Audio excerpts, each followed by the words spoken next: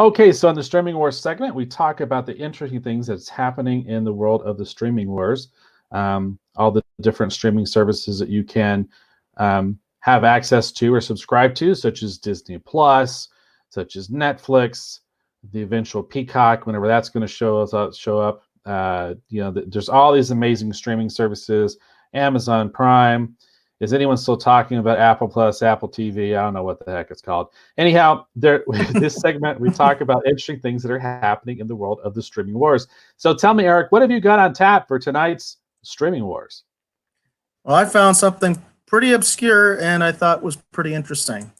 I've actually been trying to cover a little bit more of the smaller players, if you will. We talked about what is it, Quibi? I don't know exactly how that's supposed to be pronounced, but we did talk about that on a previous episode. Let me get my article here. Sorry about the little technical difficulties here. Here we go. So this is another platform that I hadn't heard anything about. This is a Wired article from March 3rd. And it says, a Netflix for the 99% enters the streaming wars. And I had not heard about this platform at all. I think it's kind of an interesting idea, but here's what it is. So Means TV is structured as a worker-owned cooperative. But even a post-capitalist streaming service will need to compete with subscriptions. So here's Means TV. Means TV. So let me get to where they kind of explain what this is. So MeTV, a new post-capitalist streaming service, was premiered on a windy Friday night last week. The premiere's crowd skewed young with interesting haircuts.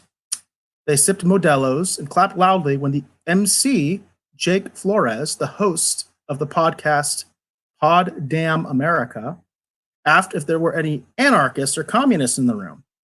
And they sat attentively for the screening of the documentary Sarasota Half in a Dream, a woozy, surreal, found footage collage about the Florida city's considerable weird side. The event, like the service's other premieres in London, Seattle, and Detroit, was packed with supporters, many wearing T-shirts and pins to signal their support for Senator Bernie Sanders' presidential campaign. It says, but showing up to support a cause is one thing, paying for it every month is another. It says Means TV Detroit-based founders Naomi Burton and Nick Hayes first gained national attention as the producers of a low-budget and tremendously effective viral campaign video for U.S. Representative Alexandria, I'm going to butcher her name, Cortez in 2018, helping propel the freshman congressperson into progressive stardom. After that, they worked on campaigns for candidates around the country under the name Means of Production, all the while dreaming of a project they pitched as Netflix for the 99%, a platform for leftist voices by leftist voices. So what this is, it says, the idea is that we're bringing together all these disparate leftist creators, be they podcasters, be they shit posters, be they YouTube content creators, Hayes says. We see it as a project for rebuilding some sort of leftist media institutions, citing the Democratic Socialist magazine Jacobian and the anti-capitalist media nonprofit Democracy for Work, or Democracy at Work, as inspirations. And Burton envisioned Means TV as a way to provide an alternative platform for filmmakers and audience who want their art to reflect their left-leaning politics. They hope the business model ideological tilt will help it stand apart from its many, many competitors. Its offerings are selected for their politics in addition to their value as entertainment. And the company is structured as a worker-owned cooperative. So what we have here, I think is pretty interesting, is this is a smaller subscription-based service that has recently premiered. And their basically premise is that mainstream media isn't left of center enough. So they need something more left of center in order to have a platform to get their content out. And apparently, it sounds like a lot of podcasters and YouTubers are going to be contributing to this subscription service. It's a little bit on the, I guess, on the pricey side. It's at the, I think, the $10 a month mark. What's interesting about this is they actually do have some numbers here. I think at the end of the article, they did this on a Kickstarter. They actually used a Kickstarter to raise about $200,000 before the launch. And so that's a kind of a unique approach there. And then they actually, I think there's some numbers at the end of the article here, where they talk about that basically what they're talking about is that this is going to be a small niche platform. And I've talked about before about how I feel like media is going in that direction kind of anyway. So I think it's kind of interesting that you're going to have this sort of very small, politically based platform that they are interested in doing things like shows, like TV shows. One thing that's kind of funny, because they are a left-leaning network, if you will, a left-leaning streaming service, but they don't have a lot of money. In fact, they're kind of saying that that's one of the appeals of this is, hey, we don't have any dark money. I don't know how dark money works in that, a corporate side, but whatever. That's what they're saying. And because of that, because they don't have a lot of money, they can't actually use union actors because they can't afford to pay union actors union wages. They say they use union standards, but they can't actually directly work with the unions. And I will say, as an indie producer, it's a pain in the butt dealing with the unions because it does entail a lot of paperwork. It does inflate your budget, all of those kinds of things. But what's interesting about this is that I think this is one of the paths you can go with the streaming wars to navigate it, interestingly enough. Because if you have sort of a laser target on what you want, and you're willing to sacrifice the larger audience, because that's what they're going to do. They're going to sacrifice the larger audience completely. I feel like Hollywood's already sacrificing the larger audience, but these guys feel like they have to sacrifice even more. But I think this can actually work, because I think in terms of a way of navigating the streaming wars and a way of actually surviving the streaming wars is if you have a laser focus on who your audience is and you're kind of reasonable with your budget, you can do something like this. Okay, so here's my reaction. So it's for the 99%. Right? That's what they say. Yeah, it's for the 99%. Okay, all right. So it's for everyone else who isn't in the 1%. Okay. Let me just say, as a member of that 99% who is in the 1% by a stretch of the imagination, not interested. Now, let me also add that their unique selling point or niche is that they're intentionally going after these particular worldviews and activist sort of approaches that isn't it everywhere already? I mean, I don't understand. Let me put it this way: their unique selling niche right now just sounds like a lot of noise. Okay, I don't mean to get political, but I say right now it just sounds like a lot of noise. Now, we don't normally get into politics, but politically speaking, I probably have more libertarian tendencies than anything else. Okay. I've always been a little bit more physically conservative, and I've always been maybe socially, maybe a little bit more liberal. Okay. But I don't understand the point of this. It's like they're launching something. They don't have the money for it. They can't pay union wages. That's just what they represent. Well, they claim here, just so I clarify that, it says they pay union rates, Sarah June says, but currently don't have the budget to work with the actual unions. Which, of course, begs the question, if they are paying the rates, why can't they work with the union? Because that's pretty much what the big sticking point is. But that's what the quote is. I know, but the point is this, okay? Good luck with whatever they're trying to do. I don't get it. Because they're charging for this, right? Correct. It's a subscription service. I believe it's $10 a month, which they acknowledge is on the pricier side because Apple TV and Disney Plus are less than that with a lot more content. But wouldn't Netflix for the 99% be free? You would think, right? Okay, that's what I'm saying. Okay, there is no point in this whole pitch where I'm like going, okay, and I'm not even touching on the whole communist thing, but it's just the idea that it's like, okay, this is Netflix for 99%, but you're going to pay for it, and you're going to pay more than you're paying for something else. We pay union wages, but we don't have the money for it. We're trying to raise money. It's just, I don't. And for It says, example, like, I mean, they're providing a platform, it sounds like, for podcasters and sort of left leaning media, okay? Because there's not enough of that in the world today, okay? There's all kinds of platforms for podcasters. Anchor, one of our one and only currently wonderful sponsor, you can go start a left leaning podcast on Anchor tomorrow. It doesn't cost you a dime. That's that's media for the 99%, and even the people who produce it. All you got to do is hook up a mic and a camera, or well, actually, Anchor's a podcast. All you got to do is hook up a mic to your computer, or your phone, and you can just go. Okay, so that's what I'm saying. I don't understand the point of any of this, other than they like the idea of creating their own version of Netflix. Okay, well, who wouldn't? I'd like to create my own version of Netflix. Eric, wouldn't you like to create your own version of Netflix too? I think everyone yeah. would right now. Okay. I don't understand the point of this whole thing they're trying to do. Good luck for them. Okay, have at it. Do whatever you got to do. I don't know. I don't get the. My reaction is okay. I don't understand what they're trying. It's like I'm like trying to understand the hook here.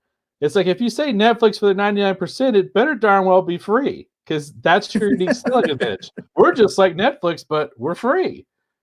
But they're not. They're not. They're kind of more expensive than the other pay services. So No, then that's what I was going to get to right here. Is so it says that they are doing a $10 per month fee, which would be a big chunk of what they're saying is the ideal. There's a study that's cited in here that says that the average consumer is willing to pay about $38 a month for their streaming services. So for all their streaming services, that they have $38 a month to pay. So it says, Means TV's $10 per month fee would be a big chunk of that, especially for folks looking at the $7 monthly price tag of Disney Plus or the $5 one for Apple streaming service, because those are much cheaper services. And speaking of free, Peacock, is supposed to be coming out pretty soon, and Peacock is going to have a free ad-based version. The thing that I thought was interesting about this is the fact that these people did start this streaming service through a Kickstarter with relatively little money, and they do have some subscribers. I wish I could find that number. It was low, but it is in the article. They do mention how many subscribers they have at this point. And I do think that there's a possibility with the streaming wars, there's going to be kind of two scenarios that I see happening. One is going to be massive consolidation, where it's cable all over again, and it's going to be something like YouTube TV or something like that, or even Amazon coming together and putting all these channels together and giving you a package for $38 a month, where you have Disney Plus, CBS All Access, ESPN Plus. You know what I mean? Where it's going to be like this big smorgasbord of content. But I also think that a strategy to survive the streaming wars is to realize I'm never going to get that big audience. I've just got to specialize. I've just got to specialize and be okay with the fact that my audience is small. But as long as I can sustain my business model, I can do this. So that's what I think was interesting about this. The actual content, I'll tell you right now, I'm never going to watch it. There's no way I'm going to pay $10 for this. You know what I mean? Especially since they mentioned in this article that a lot of their people are doing exactly what you just said, Dave. They're already on YouTube. They're already on other platforms. They've just made a deal to be on this platform as well. And right off the bat, it's like, so you're saying this guy has all his stuff for free on YouTube, but you want me to pay for it on your platform? Well, some people are going to like the convenience of it being all packaged together for them and filtered for them. And it becomes sort of like a brand recognition thing where you have our seal of approval. You are a true leftist. You know what I mean? You can play in our playground. Hey, Man of Sand is back. We missed you. I don't think you came last time. He said, they sound like amateurs who think they've invented the wheel, but it's a square wheel. And that could be very true. Could be very true. Dan adds packages of streaming service is just cable again. Right. That's my point. That's where that's kind of my biggest prediction of what's going to happen. But again, what I'm trying to say is looking at a smaller market, and if you can sustain it, that is another strategy to survive the streaming wars. But see, we already have an example of this. If the DC universe survives what's going to be happening, there's your case study of if something can service a niche audience and survive. Because one of the most unique selling, I was going to say, one of the most unique selling points about DC Universe is, I wish they'd be a sponsor on the show. One of the unique new things about DC Universe is the fact that with DC Universe, they're putting a lot of the comic book content on there that you can read as a part of that service. So in addition to be able to watch, you know, some of the older shows where you're talking about Constantine, or you're talking about some of the newer shows like Krypton or Gotham, whatever. What are the other things? Actually, I'm not sure if you can watch Gotham on there anymore. But anyhow, I know at one point you could watch Krypton because I was watching Krypton on there. But, you know, and a lot of the DC animated films and a lot of the classic films, whether you're talking about the Michael Keaton Batman movies, Christopher Reeve Superman movies, all of that content is on there. They even went through the trouble, and as a DC fan, it makes my heart feel good. They actually went through the trouble to actually clean up, restore, and put up these amazing versions of the original Captain Marvel, the Shazam live action series that Filmation produced. That stuff's amazing. I wish they'd do the same thing for the anime cartoon. That stuff's better. But anyhow, they went through all that trouble, and they have all this amazing content. You can read all these amazing collections of comics work, including a lot of stuff I personally worked on. And that's on the DC Universe app. And also, I don't get a royalty from that. So I'm just telling you, I'm totally just doing this out of the goodness of my heart. But that's a case study. If DC Universe survives what's happening here, that's definitely a niche audience. But DC Universe is also part of AT&T, Time Warner, and all that stuff. So the one thing about this thing is these are some little guys that are trying to get in on this. I don't know if it's going to work. I'm just saying that it's an approach that could work, because if you, for instance, the obvious thing to say would be, well, what about having a right-leaning one? You know what I mean? Having one that's right-leaning content or something like that. Could there be a market for that? There is. What that market is I don't know. You know what I mean? Like, I don't know how big that market actually would be. But if you're willing to actually take the time and figure out what that market would be, you're able to prove what that market could be, and you can exist within that market, you can have a good product. I mean, you know, a successful product, I should say. It's not good or bad. It's a successful product in a way of having something maybe a little bit different than what everybody else is trying to do. Right. Well, I see what you're saying about honing in and focusing on a particular niche. And, you know, for example, like if someone, well, again, someone have to have some deep pockets. But I mean, if someone could go and rescue Stargate from MGM, you know, you could, because I think at one time they did have some kind of a Stargate app or a Stargate service. And I think so too, paying into. Yeah, so that's another example. I mean, you could build a service just around Stargate. There's a niche, interesting audience that's kind of fun. I'd support a Space 1999 thing. So, you know, I mean, you can. I don't. For me, I understand what you're saying, Eric, in terms of the idea of focusing on niche audience, marketing to them, catering to them, and basically curating all this amazing content that is specifically geared towards that audience. I get that. Whether you want to talk about genre, whether you want to talk about political slant, whatever, I get that. But when, in this particular instance, judging by what I was just reading as you were kind of going over it, I don't understand what their unique selling point is. Their unique selling point is everything that's happening in the media already, okay? And I don't have a problem with all of it, but I'm just saying, let's just be honest. It's in media already. And then a lot of their content creators that are coming on to be a part of this, they're already in media and other places where you can listen to them or watch them for free. And they have no money and they can't really pay union wages, but they like the idea. So I'm just saying, I don't understand what their unique selling advantage is in this. If you're going to, again, if you say we are the Netflix for the 99%, you should be free.